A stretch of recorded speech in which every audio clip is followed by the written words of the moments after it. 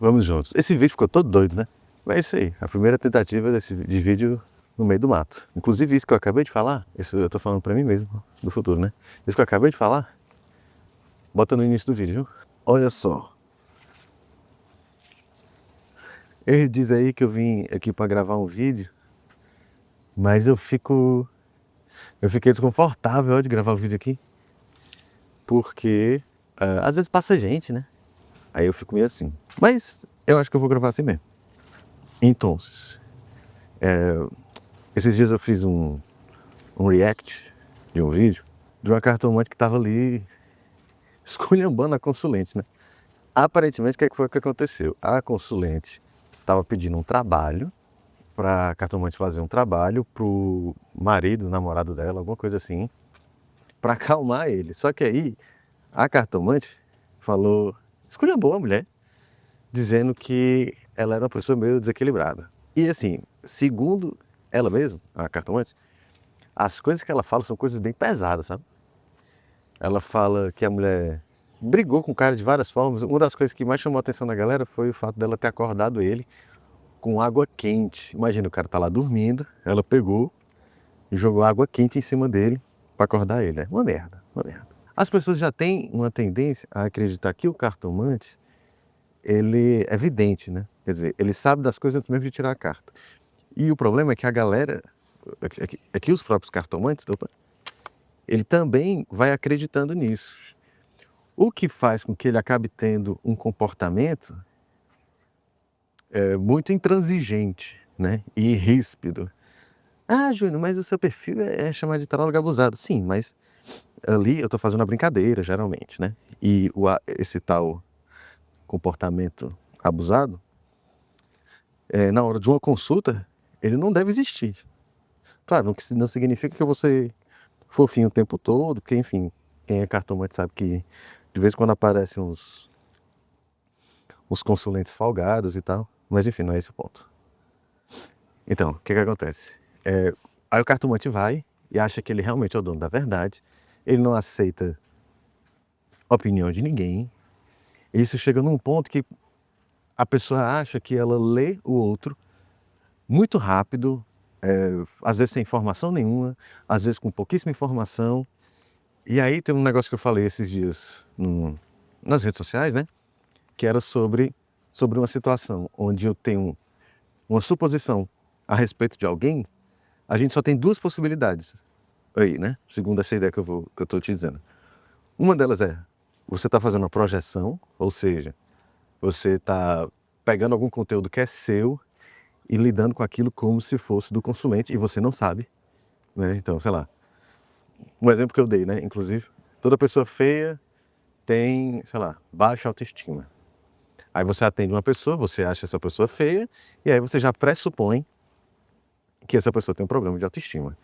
Essa compreensão, esse generalismo, existe dentro de você. Então, é você que está cheio de achismos aí. Você está pegando esse conteúdo que é seu, interno, e está jogando em cima do consulente. Pode ser que ele tenha baixa autoestima, pode ser que não. Só que imagina, eu sou aqui cartomante, aí eu começo a acertar, aí as pessoas começam a dizer que eu sou muito bom. Olha, um pouquinho de sol aqui, ó. Começa a dizer que eu sou muito bom. Eu vejo outros cartomantes sendo muito brutos, que para algumas pessoas parece que isso é uma coisa, é um sinônimo, né? É uma característica de um bom cartomante, ser estúpido. Então eu vou começar a colocar isso na minha personalidade. A pessoa começa a se identificar com isso.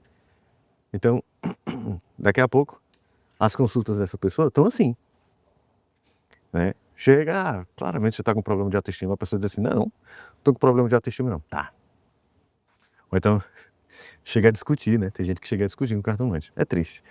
Então, se não for uma projeção, é um preconceito, simplesmente, né? Imagina que você um dia trabalhou numa loja de um shopping. Eu percebi que eu fiquei mais confortável assim, andando para lá e para cá com a câmera, do que ficar pousando para a câmera. Então imagina que você um dia foi trabalhar numa loja de shopping e a sua experiência foi péssima.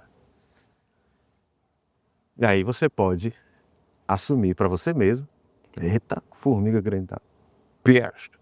Você pode assumir para você mesmo que trabalhar no shopping é sempre uma merda.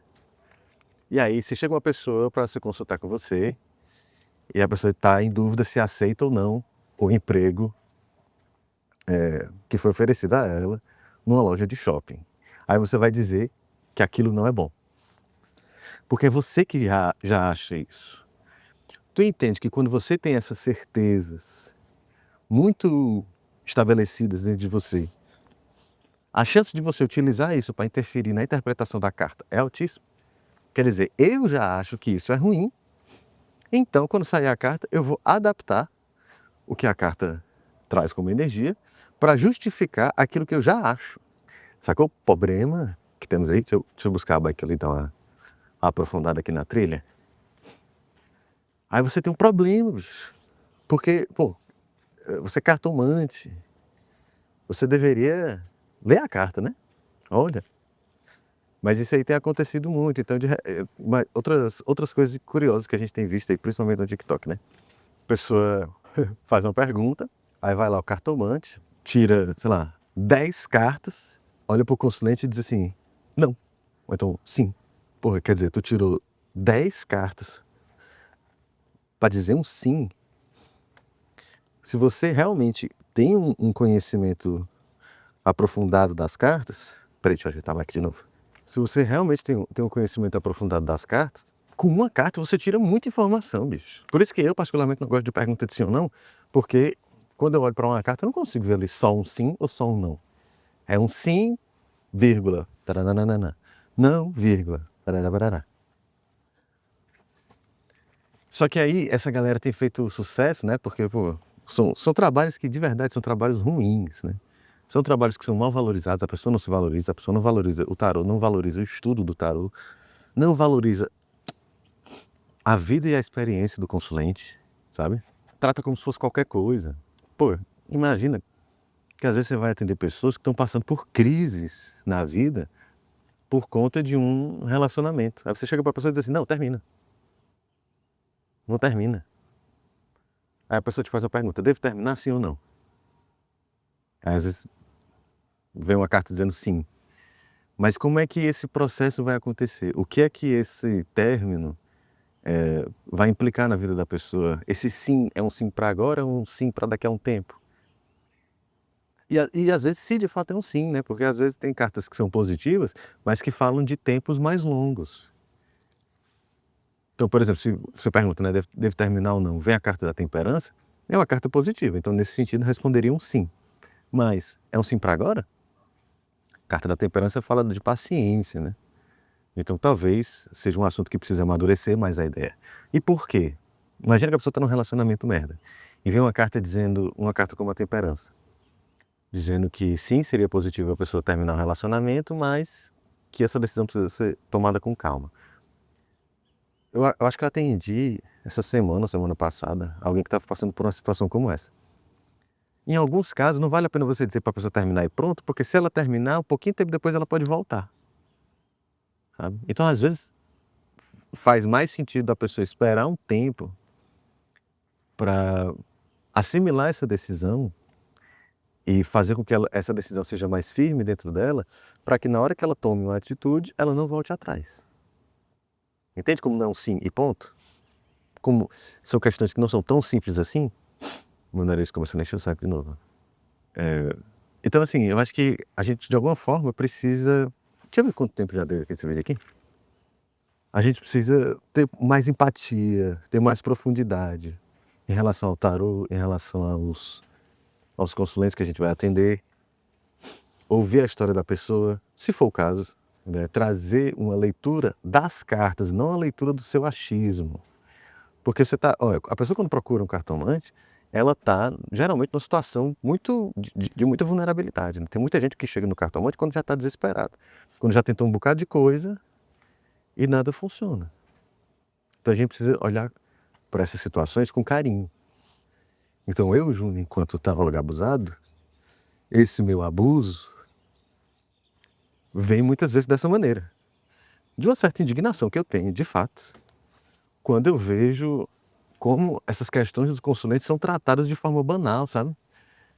Como tem um bocado de cartomante aí que tá, pô, tira 10 cartas para ler um sim, para ler um não.